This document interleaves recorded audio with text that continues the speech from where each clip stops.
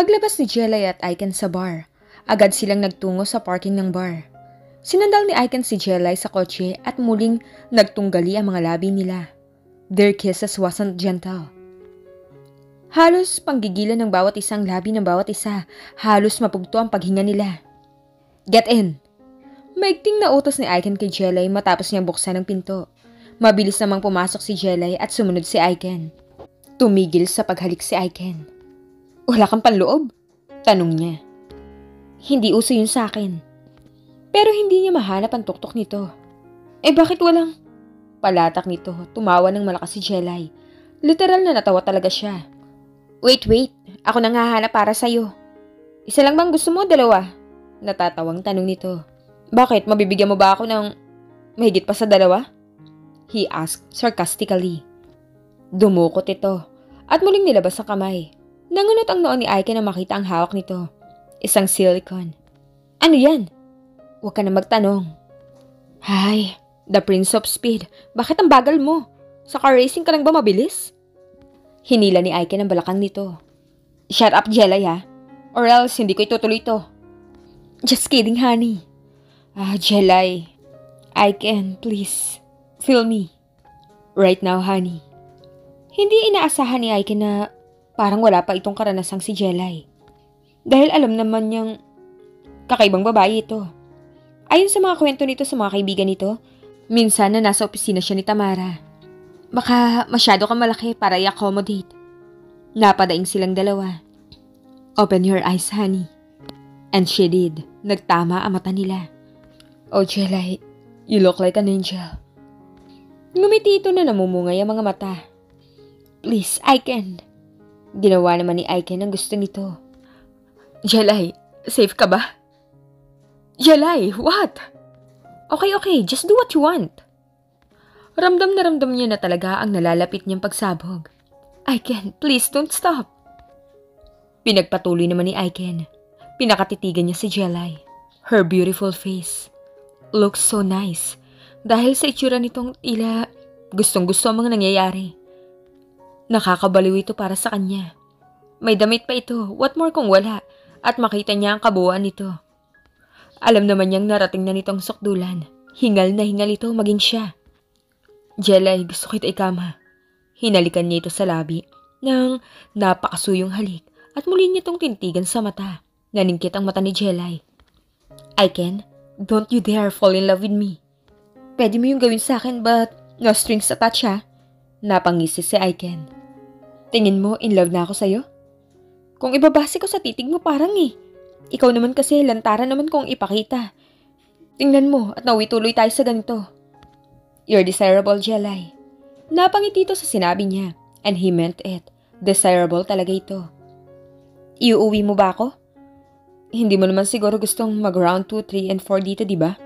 Napagbungis ni siya sa sinabi nito. Ma'am, ano po bang nangyari? Parang nung isang araw naman okay siya. He looks so jolly and healthy. Nasa hospital si Tamara ngayon. Kasalukuyang nasa ICU ang kanyang ama. Her father has a heart attack. Tamara and her mother were sitting down on the chair at the edge of the corridor. Her mother cries constantly. She wants to cry too, but she can't. She needs to be strong for her mom. Kung parehas silang iiyak nito, baka lalong hindi kayanin ng mami niya. Sa pagkakaalam niya, wala namang sakit sa puso ang kanyang ama. Pero ang sabi ng doktor, nagkakomplikasyon nito sa puso nang huli itong atakihin ang high blood nito. But his father had kept his health condition from her mother. But the question is, ano ang dahilan kung bakit ito biglang inatake? Gayong maayos na maayos pa ito. I think dahil sa company. Bigla na namang humagulhol ang mami niya. Hinagod niya ang likod nito at pinilit pakalmahin. What about the company, mom? Nakasanla pala ang company natin, Tamara. At ngayon, inilit na ito ng kumpanyang napagsanlaan. I don't know the exact details, but it looks like your uncle was responsible for all the mess. Pilit nitong paliwanag sa pagitan ng iyak nito. Diyos ko, hindi kakayanin ng dad mo ito, Tamara. Ikamamatay niya kapag nawala ng tuluyan ang kumpanyang buong buhay niyang pinaghirapan. At ikamamatay ko kapag nawala ang daddy mo. Niyakap niya ang kanyang mommy. Shh! It won't happen, ma'am. I promise, it won't happen.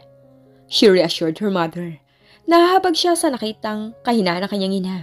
It breaks her heart into pieces. Alam niya kung gaano kaimportante ang kumpanya sa magulang niya. Lalo na sa daddy niya. Hindi ito pinanganak na mayaman. Galing ito sa mahirap na pamilya. Whatever his father today is, because of his hard work. Kaya siguradong hindi talaga nito kakayanin kung mawawala na lang sa isang iglap ang kumpanyang buong buhay nitong pinaghirapan. Pagkatapos niyang makausap ang abogado ng ama niya, agad siyang nagtungo sa kumpanya kung saan nakasanla ang kumpanya nila. Napag-alamanan niyang hindi pala nabayaran ang monthly interest ng loan dahil sa kanyang tito na lubos na pinagkakatiwalaan ng kanyang ama na siyang nangangasiwa sa bagay na yun. Binubulsa nito ang pera at ngayon tumakas na raw ito. Natapos ang kontrata nung nakaraang buwan. Walang alam ang ama niya dahil kahit ang notice galing sa kumpanya ay hinarang ng tito niya para hindi ito mabuko. Nalaman lang nito nang magpadala na ng representative ang naturang kumpanya para ipaalam na rematado na nga ito. Pero ayon sa abogado ay may usapan na ang ama niya at presidente ng naturang kumpanya na i-extend ang palugit. When her father had accumulated enough money na ipangbayad at nang tinutubos na raw ito ay bigla raw sinabi ng presidente na rematado na ang kumpanya. Nag-loan daw ang kanyang ama at ginawang collateral ang kumpanya upang ipangdagdag ang pera sa pag-export ng mga products nila noon sa ilang bansa sa Asia. Hindi daw agad nakabayad dahil kinakailangan pa ng pera para sa pangdagdag naman sa pang-export naman sa US. Ngayon nandito siya sa Martinez Holding Corporation para kausapin ng presidente at gagawin niya kahit ang lumuhod dito para lang maibalik ang kumpanya nila. This time, she wouldn't disappoint her parents. Kailangan may magawa siya na kahit na anong paraan. She can't afford to lose her father. Miss Dailo, you may now enter the office. Tumango at umiti siya sa sekretarya saka tumayo. Pinagbuksan pa siya nito ng pinto. Tumuloy siya sa opisina at nakita niya ang isang nakaitim na Amerikanang lalaki na nakaupo sa swivel chair. Mukhang kaedaran lang ito ng kanyang ama. Napatitig siya dito. Medyo pamilyar ang matanda sa kanya pero hindi na niya pinagkaabalahang isipin pa kung saan niya ito nakita. Good afternoon, Mr. Martinez. I'm Tamara Dailo. Formal niyang pakilala. Nilahad nito ang kamay. Have a seat. Umupo siya sa visitor's chair. Mr. Martinez, alam niyo naman po siguro kung bakit nandito ako. Agad niyang pahayag dito sa malumanay na boses. Bahagya itong tumango. Mr. Martinez, my father is in the critical condition right now. He's suffering in a heart attack. At alam kong dahil to sa kumpanyang nakasanla sa inyo, Mr. Martinez, I'm begging you please, ibalik niyo po ang kumpanya namin. We can pay out all accrued interest. Nananalangin siyang sana pagbigyan siya nito.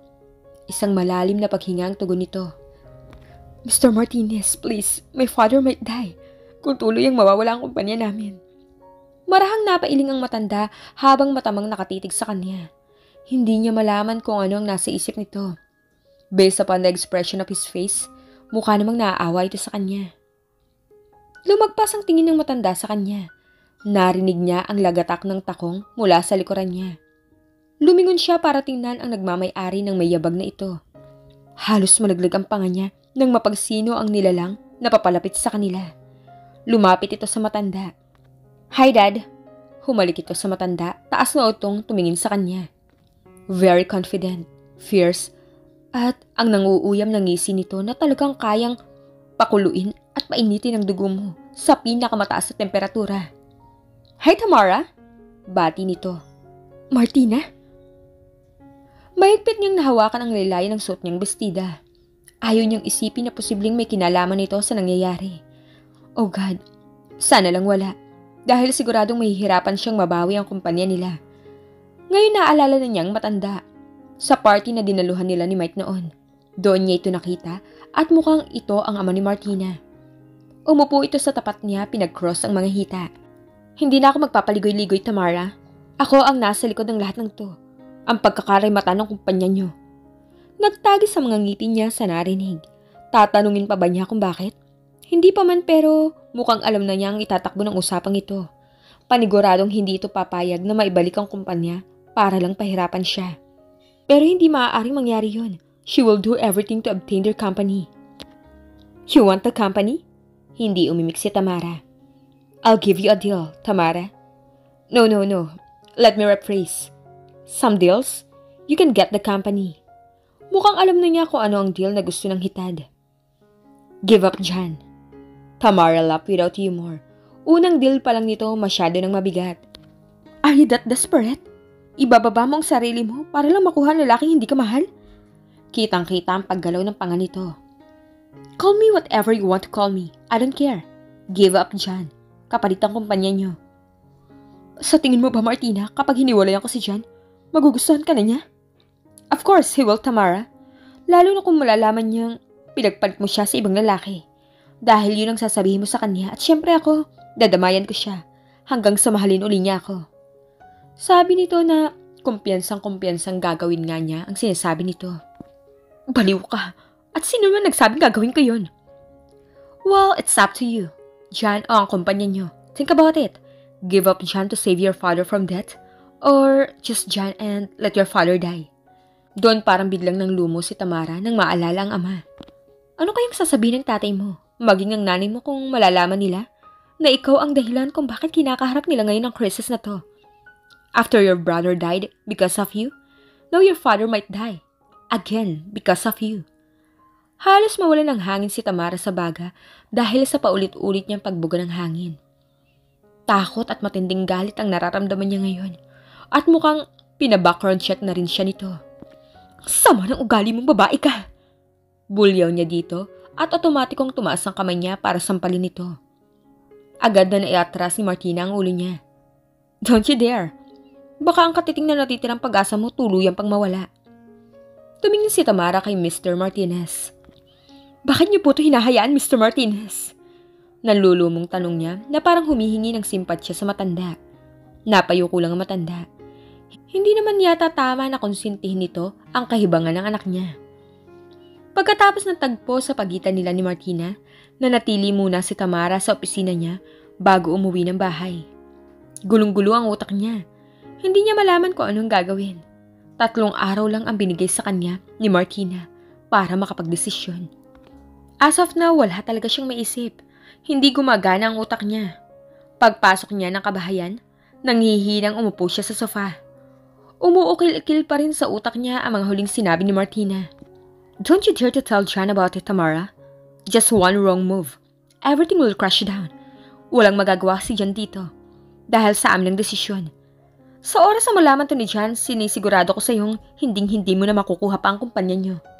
Hindi siya makapaniwala sa mga nilatag na kondisyon ni Martina. Napakatuso nito dahil hindi lang ang pakikipaghiwalay kay Jan ang gusto nitong gawin niya. Gusto nitong kamuhian siya ni Jan at ang paraan na yon ay ang sabihing si Mike na ang mahal niya. And worst, gusto nitong pakasalan niya si Mike bago nito ibalik ang kumpanya nila. Dahil sigurado daw itong kapag nasa kamay na uli nila ang kumpanya, sasabihin niyang lahat at babalikan niya si Jan. Talagang baliw na ang babae at pati si Mike dinamay pa. Isang may sayad lang sa utak ang magbibigay ng ganong kautusan.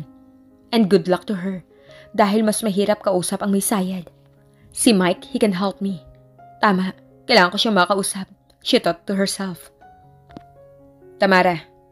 Marahang inangat ni Tams ang mukha niya nang marinig niya ang boses ni Jan at ang marahang paghaplos nito sa ulo niya. Nakangiting mukha ng kasintahan ang nasilayan niya. Pero kita niya sa mata nito ang pag-alala. Doon na parang sumabog ang sari-saring damdamin na nararamdaman ni Tamara. Frustration, takot at lungkot. Bigla na lang siyang napayakap ng mahigpit kay Jan at humagulhol. Ramdam niya ang biglang pagkataranta nito na agad siyang niyakap. Tams, baby, itahan na. Parang bata siyang pinapatahan nito. Umupo ito sa tabi niya pero hindi inaalis ang pagkakayakap. Tamara, tahan na. Dad will be fine. Everything will be alright. Kung alam lang sana nito na hindi lang yun ang niniyakan niya. Lalo siyang naiyak. Hindi niya kakayanin talaga ang malayo dito. Hindi ko kaya. Hindi ko kaya. Ayoko. Putol-putol at hindi malinaw na bigkas niya sa sobrang pang-iyak. Hinigpitan ni Jan ang yakap sa kanya. Nandito lang ako, tahan na. Hinayaan siya nitong umiyak. Nang humupa ang pag-iyak niya, nilayo ni Jan ang bahagyang katawan sa kanya. Hinawakan nito ang mukha niya at marahang pinahid ang mga luha. Huwag nang hiyak ha.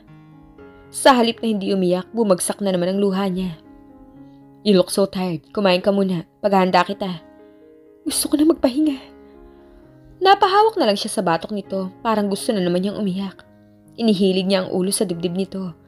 Naramdaman niya ang paghalik nito sa ulo niya. Inakyat siya ni Jan at dinala sa silid. Marahan siya nitong pinaupo sa gilid ng kama. Maliligo muna ako. Muli siyang pinatayo ni Jan at sinimulang hubarin ang damit niya. Ako na magpapaligo sa'yo. Kung wala lang siyang dinadalang problema, kanina pa siya natawa. Pero hindi niya magawang matawa. Sa halip, lalo siyang nakaramdam ng lungkot. If I could just take all your worries. Ginawa ko na. Sinandal niya ang ulo sa dibdib ng kasintahan at mariing pinikit ang mata. Muli na naman ang pagsalaki ng lungkot at takot sa buo niyang sistema at muli na namang umagos ang luha sa mata niya. Binasa ni Jan ang ulo niya ng tubig gamit ang kamay nito, ang balikat niya. Hinaplos nito ang katawan niya at masuyo at maingat. Tamara, what's wrong? Hindi ka ganyan kahapon. May iba siyang nararamdaman sa sobrang kalungkutan na nakikita niya sa mga mata nito. Is it about the company? Anong sabi ng abogado? Kanina daw nakasanla. Ako makikipag-usap. Umiling si Tamara. Okay na, nakausap ko na. Marahil nga ay sobrang nalulungkot lang ito sa nangyari sa daddy niya dahil hanggang ngayon wala pa rin itong malay. Hinaplos niya ang pisngi ni Tamara at masuyong hinalikan sa labi. Madiin siyang hinalikan ni Tamara. Matagal na halik na tinugon naman niya. Make love to me, Jan. Wika ni Tamara at muli siya nitong hinalikan. Makikipagkitang muli si Tamara kay Mike. Pinuntahan niya ito sa condo unit nito. Nakausap na niya ito kahapon at nangako na kakausapin ito si Martina. She was hoping na may magandang ibabalita ito sa kanya. Tinawagan niya ito kanina pero sabi nito ay magkita na lang sila sa unit nito. Si Mike na lang ang pag-asa niya ngayon dahil kasama ito sa deal na gusto ni Martina. Desidido rin siyang mabalik sa kanilang kumpanya, lalo ngayon na nagkamali na ang kanyang ama. Kitang-kita niya ang bigat na dinadala nito. Agad itong hinanap ang abogado dahil may kailangan daw silang pag-usapan. Pero nang sabihin niya ditong maibabalik na ang kumpanya, nakita niya ang pagguhit ng kaginhawahan sa mukha nito. Sobra-sobra ang pasasalamat ng ama sa kanya. Salamat, Tamara. Salamat. Salamat, anak ko. Iyon ang mga katagang sinasambit ng kanyang ama ng paulit-ulit.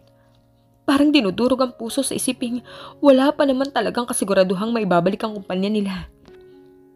Ayon din sa doktor, hindi ito maaaring ma-stress. Hindi pa raw nito kakayanin ng stress. Posibleng ikamatay nito kung muli itong atakihin.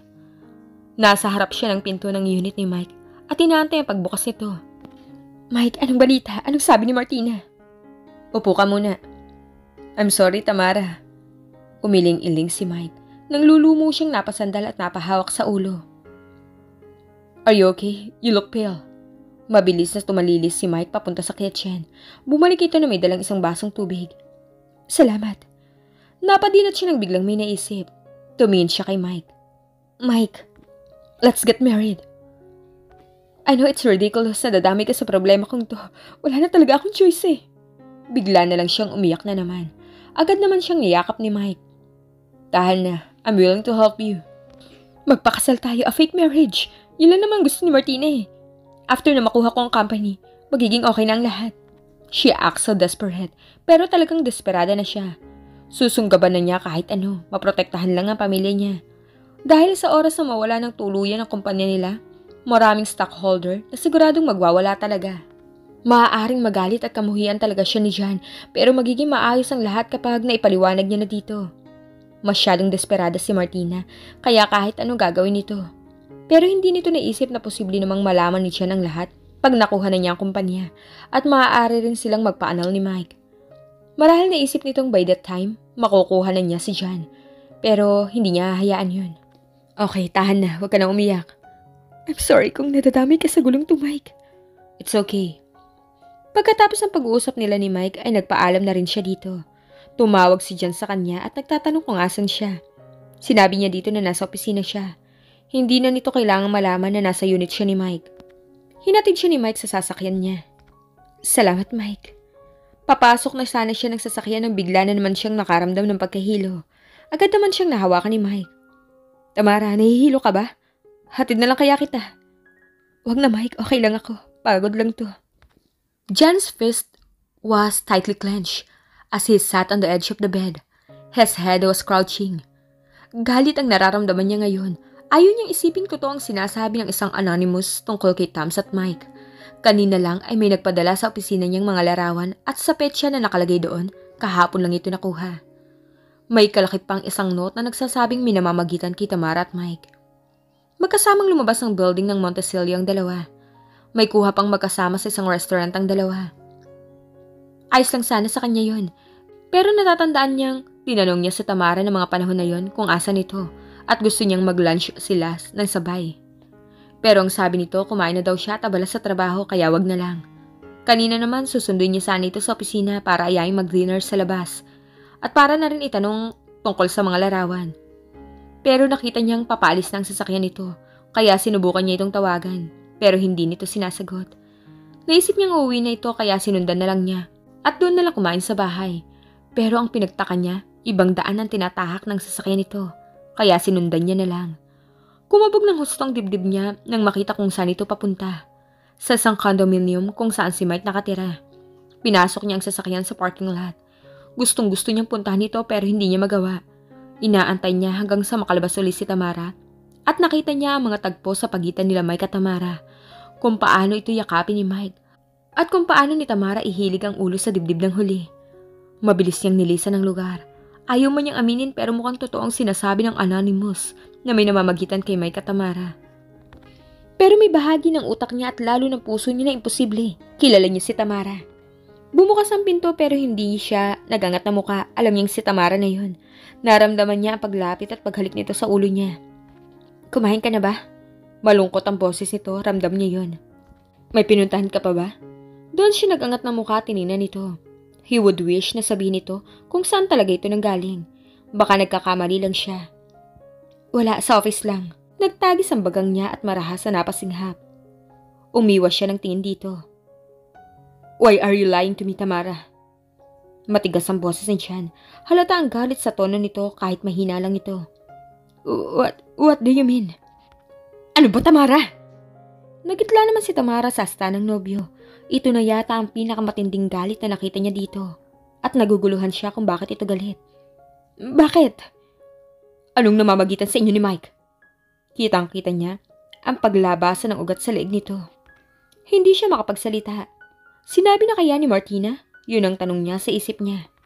Huwag mong subukan magsinungaling uli. Kinuha nito ang brown envelope at may kinuha mula sa loob.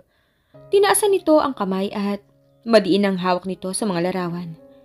Mga larawan nila ni Mike. Tinapon nito ang mga larawan sa kama. I asked you, but you lied. And now you lied again. Nakita kita sa kondo ni Mike. Nakita ko kung paano kayo magyakapan ng hayop na yun. Ngayon, ikaw magsabi. Anong nangyayari? Totoo ba ang lahat na nakita ko? Iyak lang ang tanging sagot niya. Napaupo siya sa gilid ng kama at lalong naiyak. Ano ba, Tamara? Sagutin mo nga ako! Bulyaw ni Jan. I'm sorry.